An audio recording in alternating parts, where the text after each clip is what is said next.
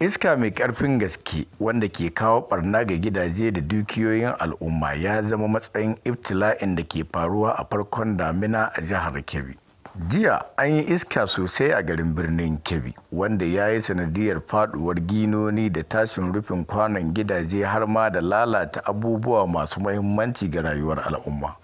A lokacin ziyarar NTA a wuraren da iska ya yi barna a garin birnin Kebbi, waɗansu daga cikin waɗanda iska ya yi wa barna sai famar gyara suke yi, inda suka bayyana wannan a matsayin abu daga wajen Ubangiji. Ofisoshinmu kusan guda biyu ko ina ganin uku dai iska ya taɓa ya ɗan kware mana a dakuna, sannan wasu wayoyin wuta kuma su ma sun tabu. Abin da ya faru kenan an rubuta ma shugabannai na abin da ya faru, su kuma daga nan za su tura ma gwamnati, kuma na ba da gaskiya za su ɗauki matakin da ya kamata. Taso kuma mun ɗauki hukunci a wurin Allah, sannan kuma iska ne wanda ya taso daga gehe ta wajen kudu.